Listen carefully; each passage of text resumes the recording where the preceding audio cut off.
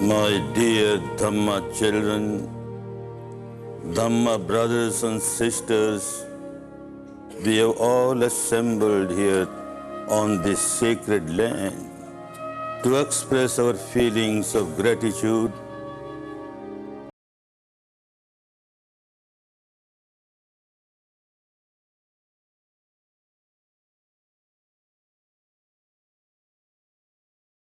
close to him. So I knew, I understood what a great Dhamma inspiration he had, that now the time has ripened, the clock of Vipassana struck, the Dhamma has to spread around the world. It will spread around the world.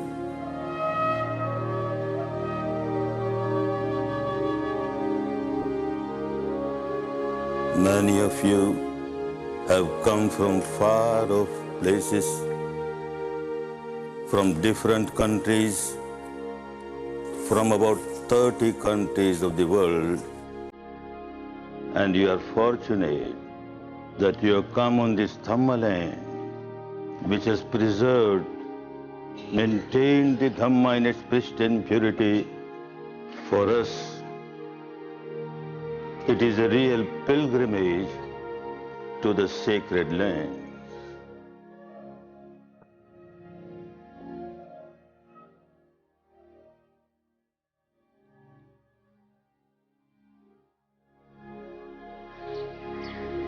In January 2000, hundreds of Vipassana meditators from all over the world joined their teacher S.N. Goenka and his family on a journey to the Dhamma land of Myanmar.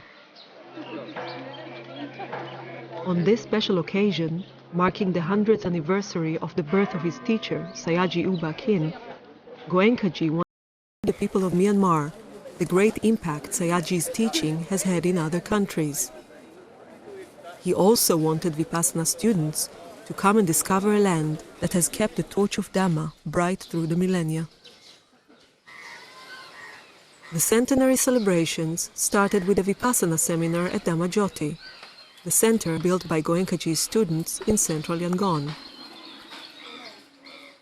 First of all, we express our feelings of deep gratitude, deep devotion towards Gautama, the Samma Sambuddha. He had the liberation in his hand. It was there, and yet he sacrificed it. I am not interested in my own liberation alone.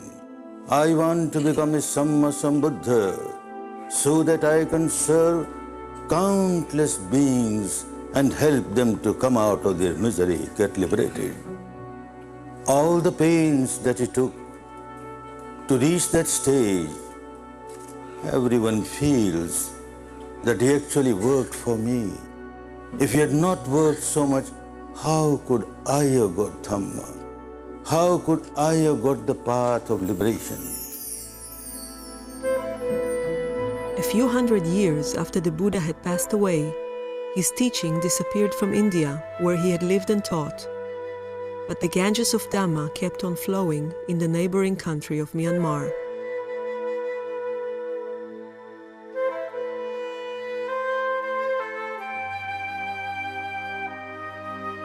All these saintly people, the teachers who maintain Dhamma in its pristine purity from generation to generation, from teacher to pupil, we feel so grateful to them and we express our feeling of devotion towards them. On behalf of all my students, I pay deep respect to the Sangha.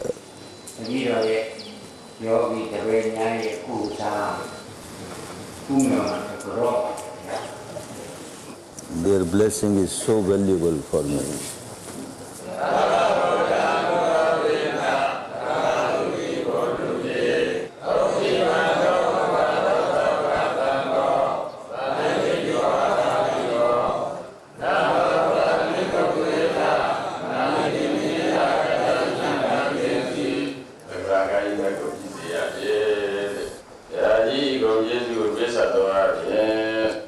The Dhamma seminar began in Dhammajyoti with an offering of Sanghadana to 100 senior scholar monks. As is traditional in Myanmar, the monks were first offered a meal. After the lunch, each monk was respectfully offered a package containing Sangha requisites. This was a unique opportunity for meditators to earn merits, especially those who had come from overseas and have never had the chance to experience this custom.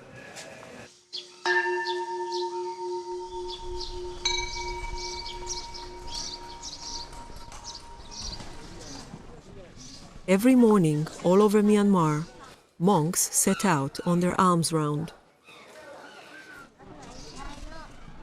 They go out for the welfare of householders. By giving dana to fulfill the monks' requirement of food, the householders gain merits.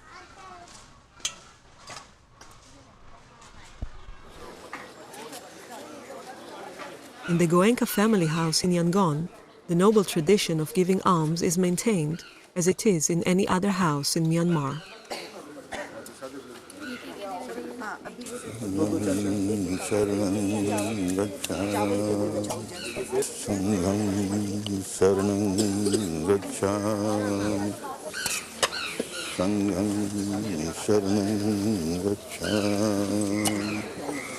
We are grateful to those two brothers, Tapasya and Bhallika, who were the first two lay persons to meet the Buddha and offer him honey and rice cakes. The rice of this land, honey of this land was offered as the first food to the enlightened one. It was a great meritorious deed. Those merits go not only to these two brothers, those merits go to the entire country. And then these two brothers, they got the hair relics of the enlightened one. And those hair relics were brought to this country. The country became all the more sacred with those hair relics which are enshrined in this historical stupa Shwedagon.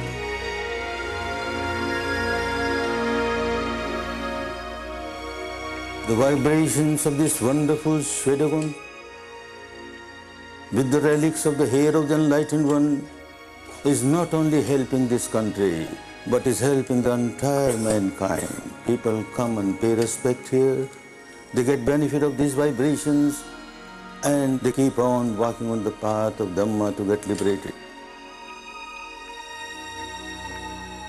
Of course, those people who go there, pay respects by offering flowers, etc., they get all the merits because of their devotion. But those who go and meditate there, limitless merits, limitless benefits they get by it. Now, hundreds of you who have come for the pilgrimage to this sacred land will be meditating.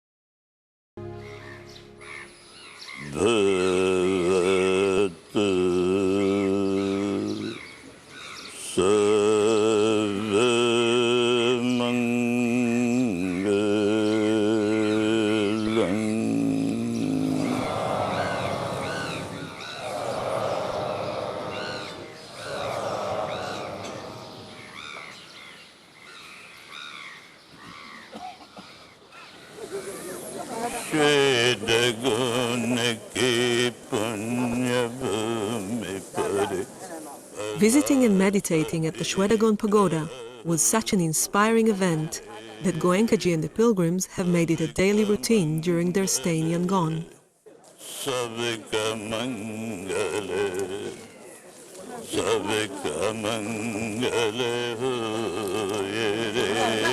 On each visit, Goenkaji circled the Shwedagon Pagoda giving metta, accompanied by his wife, sons, family members, and hundreds of his students.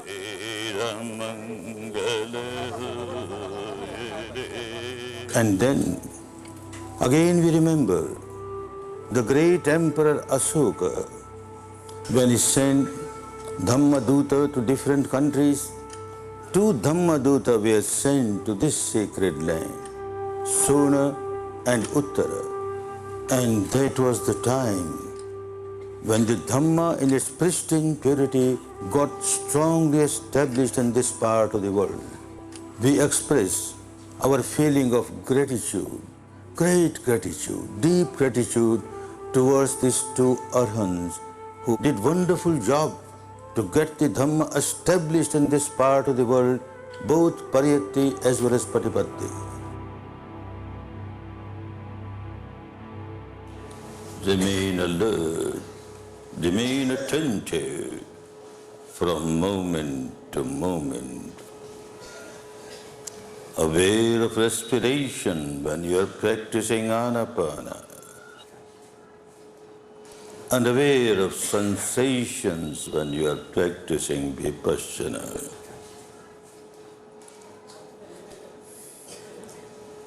Sensation of this type or that type, every sensation has the same characteristic, the characteristic of arising, passing away, uday, vyay, uday, vyay. Keep on realizing this reality at the experiential level and keep on developing your wisdom, your equanimity.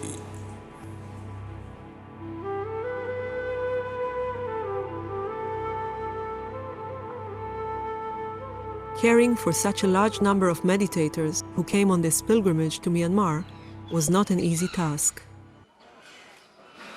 At the Goenka household in Yangon, Goenkaji's sons, together with the son of Sayaji Uba Khin, were working almost around the clock, organizing the complex logistics of the tour up north.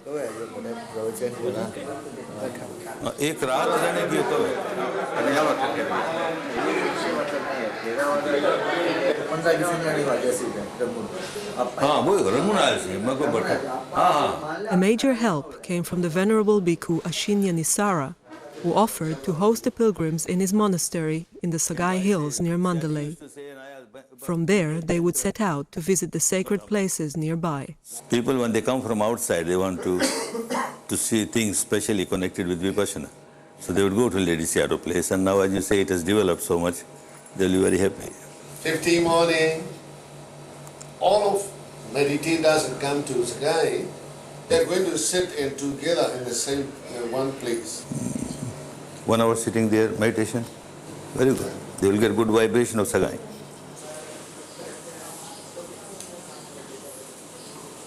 This time, do not miss to see the birthplace of the Lady Sierra. How far from where you are? Moyua to this village, 35 miles. 35 miles to birthplace, then you said 35 miles for his meditation place. Certainly, if it can be covered in one day, I go from Manly and cover those things and come back. Yeah. Manly because a center has come up there, Bamos Yadu's place, center has come. Yeah. So wherever a new center comes, it becomes my duty to stay there and generate vibration. Of course, the program is too hectic, I understand, but... Okay. Please welcome.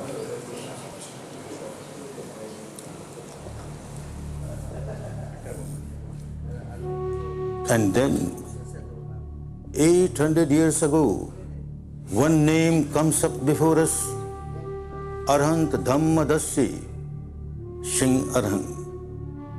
And being an Arhant, he could see that the northern part of the country, Dhamma is deteriorated. There is no pure Dhamma there. So he decided to go to that part of the country, establish Dhamma there, both Pariyatti and Patipatti. Then it is said he went further north and settled down in the Sagai hill. Not only Singh Arhant meditated there for the whole life, but he kept on teaching this Dhamma, the Patipatti Dhamma. Therefore, Sagai is also a very sacred place of Dhamma. After that, from generation to generation, from teacher to pupil, that was the center which maintained Dhamma in its pristine purity.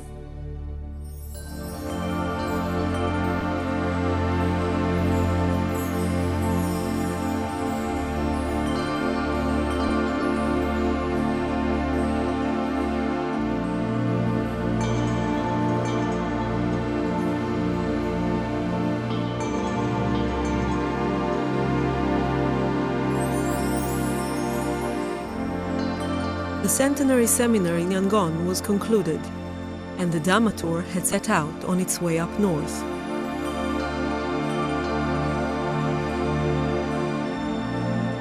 Six buses with about 300 pilgrims made the journey northward to visit Mandalay, Sagai, and the sacred sites in the area.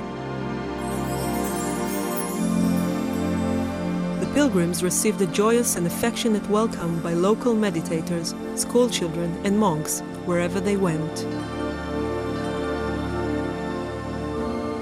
This was perhaps the first time the country people had had the chance to greet and host such a large number of meditators from so many countries. The experience was overwhelming for both sides. The hosts were delighted to be able to welcome and serve food to the pilgrims.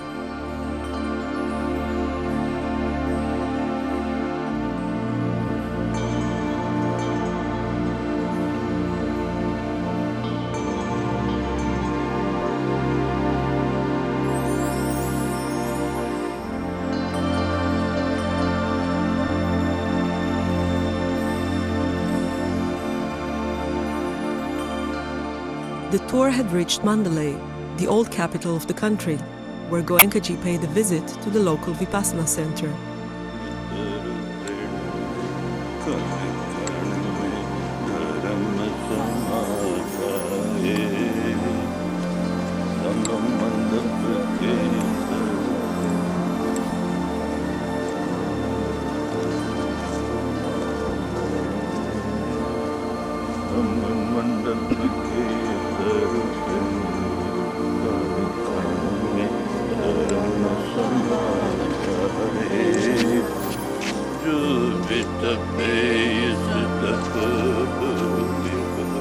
After crossing the Irrawaddy River to the Sagai Hills and spending time as guests of the Venerable Bhikkhu Nisara, Goenkaji and the pilgrims had left for Monua.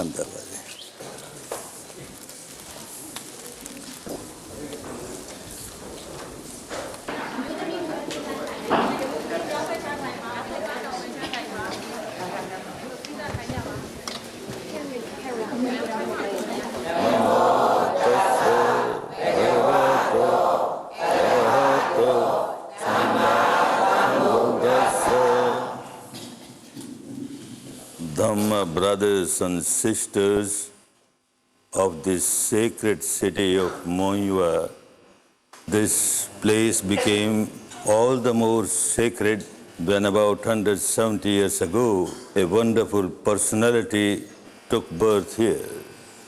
That was my great-grand Dhamma father, Venerable Ledi Sayadaw.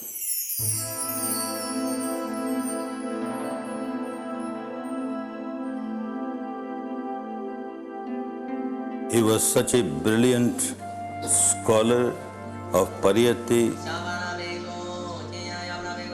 and at the same time a great saint of Patipatti. His writings have been giving great inspiration for generations to the people who are interested in Buddha's teaching. Not far from Monua, the pilgrims crossed the Chinwan River in a fleet of boats. At the other bank, on the top of a hill, was one of the tour's most important sites, the meditation cave of Venerable Ledi Sayadaw. Every evening, after fulfilling his duties of teaching Pali to the bhikkhus at Monua, the Sayadaw would cross the river and spend the night meditating in his cave.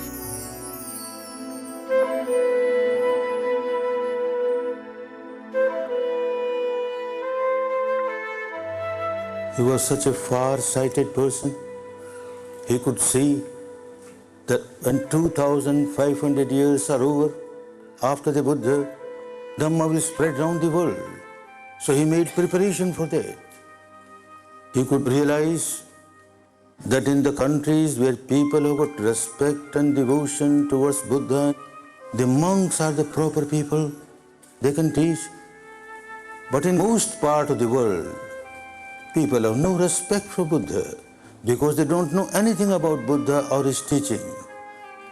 How will they learn the teaching of Buddha? If the monks go there, perhaps people will hesitate, fearing that he is going to convert us to Buddhism. So after many centuries, he started a tradition where a householder also can become a teacher. He opened the gateway for all the householders to come and practice Dhamma and Vipassana. So when they get real benefit out of this teaching, naturally the feeling of gratitude increases, and that is why in this centenary year, so many people were eager to come to this country of Dhamma and pay respect to the country, pay respect to the Sangha, just because they have tasted Dhamma, they got the benefit from the Dhamma. Therefore, we have a feeling of infinite gratitude towards this wonderful Dhamma teacher. The Venerable Ledi Sayadaw lived and taught for many years in his monastery near Monua.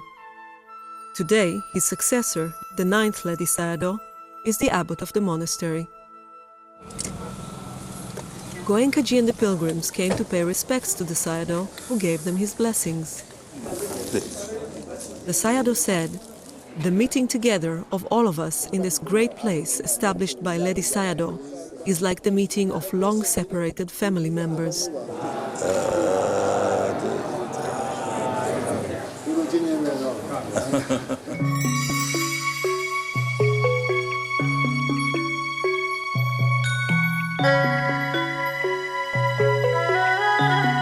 Covering hundreds of miles, Goenkaji and the pilgrims were trying to make best use of the limited time available.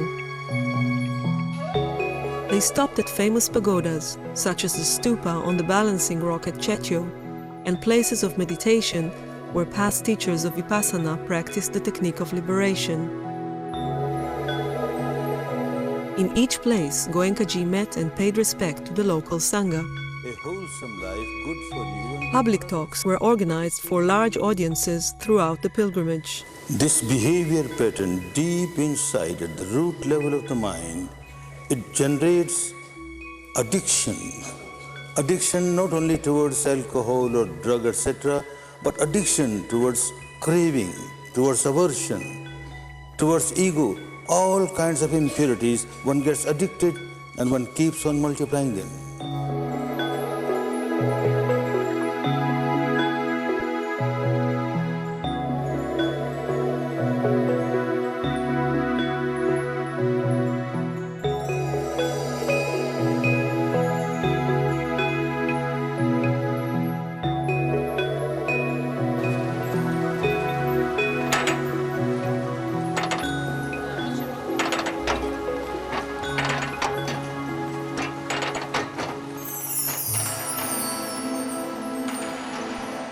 Misery is universal. Everyone is feeling miserable. The householders have more misery. Every householder cannot be expected to live the life of householder and become a monk or a nun. This is what Venerable Lady Sayadaw also saw. And the decision that is made was wonderful decision. It was a historical decision, and it was a very fruitful decision. He trained one wonderful lay teacher, Sayateji, to get developed in Dhamma and become a teacher of Vipassana. We remember him and pay our respect to him.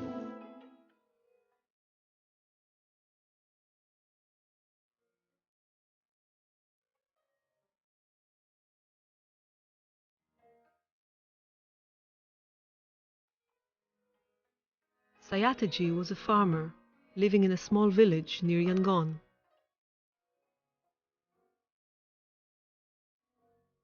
As a young family man, he had experienced profound personal tragedies, which led him to undertake a spiritual quest to find a way out of his suffering. After years of travel seeking a meditation teacher, Sayataji came in contact with the saintly monk Ledi Sayadaw. He spent several years as a disciple of his beloved teacher, who encouraged him to start teaching Vipassana. Sayataji returned to his village, Pyopweji, and started a meditation center behind the family farm. The place is still there today, and Goenkaji and the pilgrims have come to pay respects and meditate there.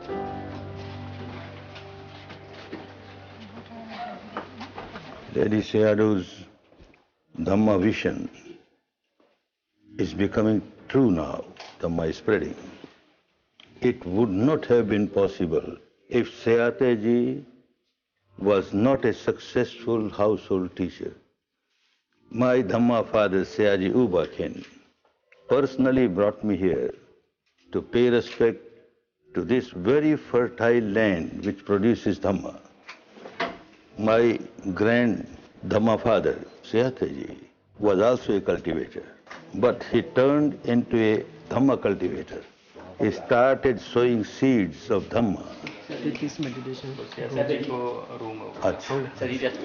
Sayaji Uba Khin came here for 7 times to meditate.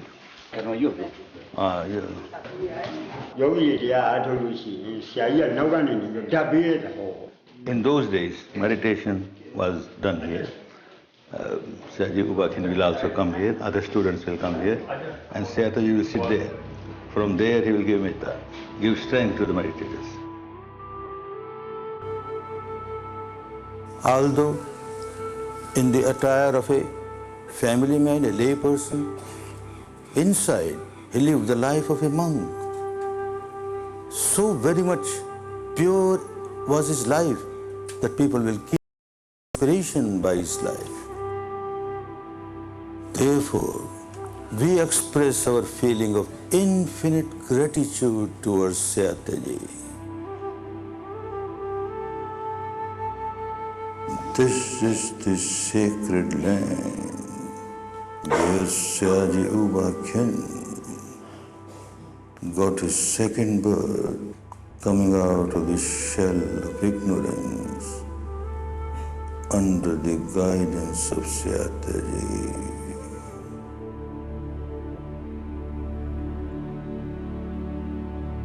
In 1937, Uba Khin crossed the Yangon River on the way to Sayataji's village to take his first meditation course. From there onwards, there was no looking back. My Dhamma father, Sayaji Uba Khin, used to say that the time clock of Vipassana is struck. Now it must go to its country of origin, India, and from there it will spread. No one can stop that progress.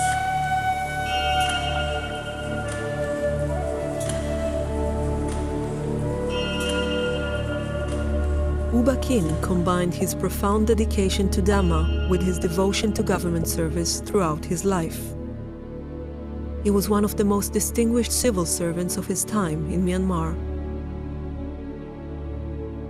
On the day the country gained independence, he became the Accountant General, and for the next 2 decades he also served in a variety of government posts, sometimes holding several of them simultaneously. His efficiency and integrity were unsurpassed. But serving his country on the mundane level was not enough. He was eager to share the jewel of Vipassana and help people find the path to liberation. In 1952, he established the International Meditation Center in Yangon, where he started teaching Vipassana meditation.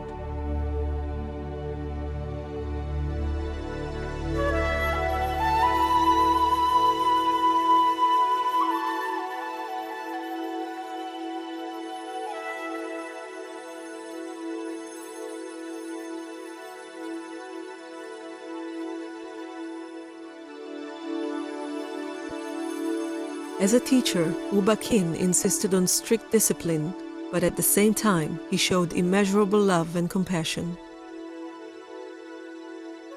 He was able to explain Dhamma in a way that Buddhists and non-Buddhists alike could grasp and appreciate. His unique non-sectarian interpretation of Dhamma and his ability to teach in English drew people from different countries and religious backgrounds. Sayaji Uba Khin paved the way for Dhamma to start spreading all over the world, far beyond the borders of Myanmar. In 1955, S.N. Goenka, a successful businessman and the leader of the Indian community in Burma, took his first Vipassana course with Sayaji Uba Khin. It was a life-transforming experience. He continued to study for 14 years under the guidance of Sayaji and became one of his foremost students.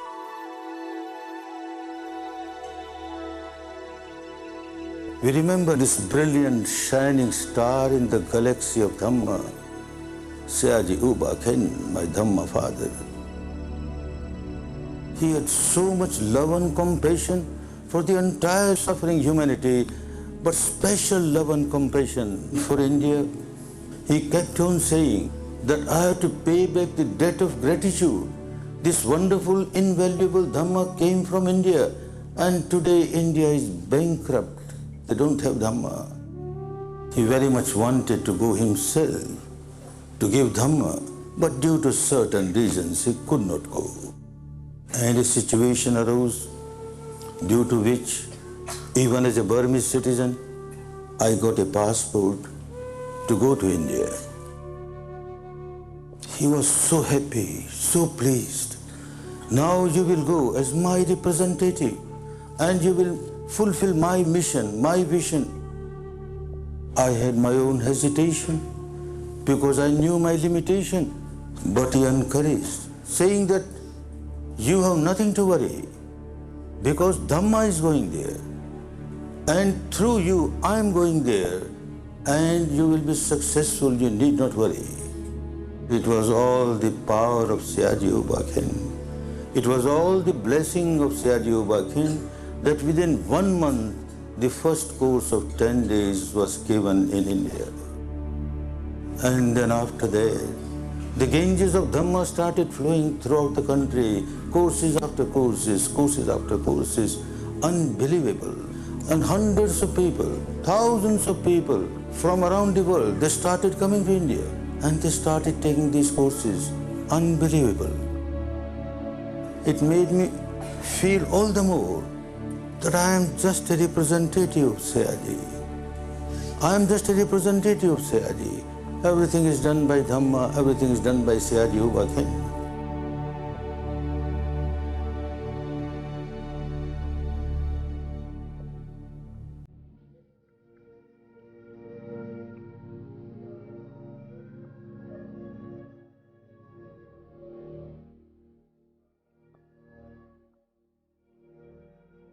Therefore, on this day, when we are all assembled here to pay our homage to this great householder saint, Sayaji Uba Khin, our Dhamma father,